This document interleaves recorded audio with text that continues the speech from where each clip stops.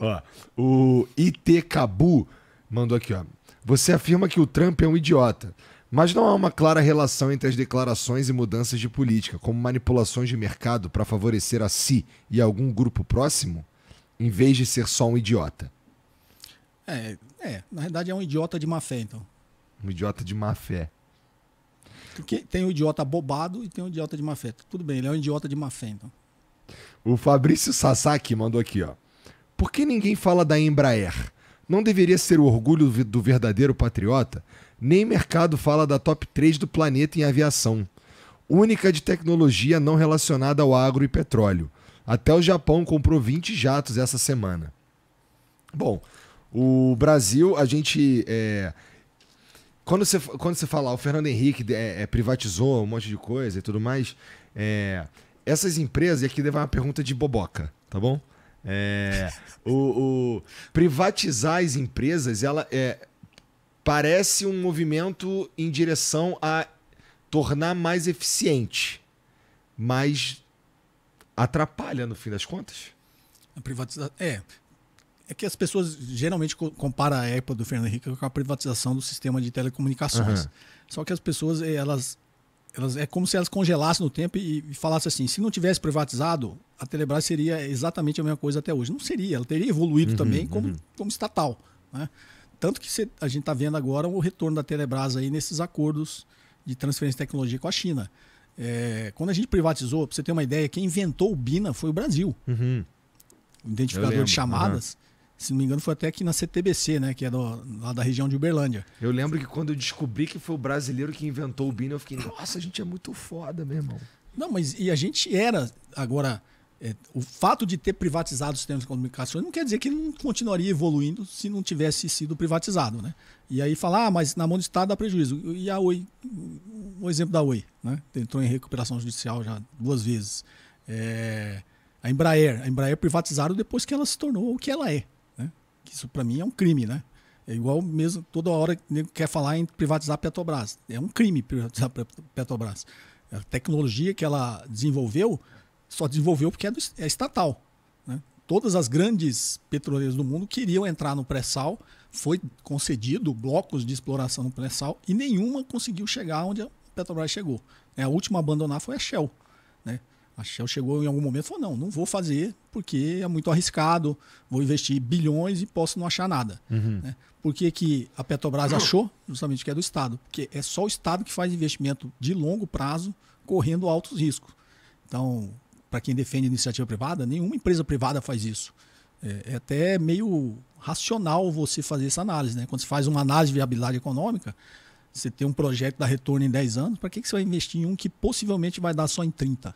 Total. Ninguém faz isso, quem faz é o Estado. Então todas as tecnologias que a gente está vendo na mesa aqui tem dinheiro do Estado, né? O iPhone, você pegar aqui, tudo tem dinheiro do Complexo Industrial Militar Americano, né? A DARPA, que é uma agência lá que inventou a internet, inventou o GPS, inventou quase todas as tecnologias que a gente depende delas hoje. Então, se não existir o Estado, não existe. Assim, voltando, né? A Embraer só é o que é porque foi o Estado que bancou ela até ela chegar onde ela chegou. Porque se fosse uma empresa privada, ela talvez o avião não teria nem saído do chão, né? Então foi criado dentro do ITA, com engenheiros do ITA, pela Força Aérea Brasileira, com dinheiro do Estado, financiando a empresa até ela ficar competitiva, né? Então todas as empresas do mundo só chegaram onde chegaram com investimento estatal. Então a gente tem que sair desse senso comum, sabe, desse discurso raso, como você está falando, o Estado é ruim, imposto é roubo. Cara, o Estado está aí, ele existe e ele é necessário. Agora, o que a gente tem que lutar é como tornar ele mais eficaz, como criar instituições e ferramentas para fiscalizar o que o Estado faz. E tudo isso começa de uma consciência política na sociedade, né? Elegendo essas figuras que a gente elege, né? Principalmente no Congresso, cada legislatura vai piorando, né? Você pegar as figuras que estão lá no Congresso Nacional, meu Deus do céu. Porra, meu irmão. Total. Muito esquisito, meu. Acontece tanta coisa ali que parece até digno de circo. Né? Mas voltando aqui, quando Caio estava falando que o Trump chamou lá o Japão, né, em Washington, lembrei aqui agora. E aí, em vez de chamar e negociar, tipo, eu chamei você para negociar. Aí você chega aqui e eu falo assim, o que você tem de bom aí para mim? O Japão teria dado uma resposta no passado, não deu. O Japão falou não. vou voltar. E voltou. E aí, o que o Japão internamente discutiu? Falou assim, ó, eu oferecer para ele levantou o troço, ele começou a confusão. Aí eu chegar lá e falar o que eu tenho para dar para ele, é dar uma arma para ele pedir mais. Isso é básico em qualquer processo de negociação, né? Tanto que quando eles aceitaram, a China só aceitou falar com os Estados Unidos em Genebra, onde é a sede da OMC. E aquele circo que ele fez lá com o Zelensky também, né? Aquilo é ridículo, né? Então, o que eu falo, um chefe de Estado fazer aquilo, mesmo se fosse um país subdesenvolvido, né, um país dito de terceiro mundo, fizesse aquilo, todo mundo ia achar ridículo.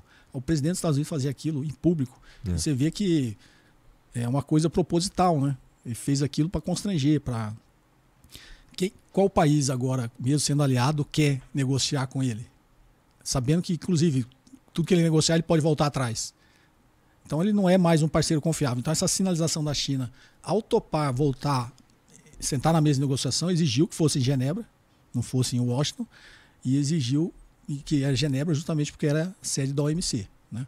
Então lá na OMC, ainda ela pegou e fez as reclamações. Então o que a China está sinalizando é justamente o que os outros países querem que um país sério se comporte, né? A primeira atacada, a China já falou, ó, vou fazer uma reclamação na OMC, que era um órgão, inclusive, dominado pelos Estados Unidos, né? Então, a sinalização da China é o seguinte, o cara está fazendo coisa errada e eu respeito os organismos multilaterais. Eu respeito as regras, né? Quero que elas sejam cumpridas. Então, quando a China senta com os outros países sabem que é isso que está... Quem que é mais confiável para eu negociar? Com a China ou com os Estados Unidos? Né?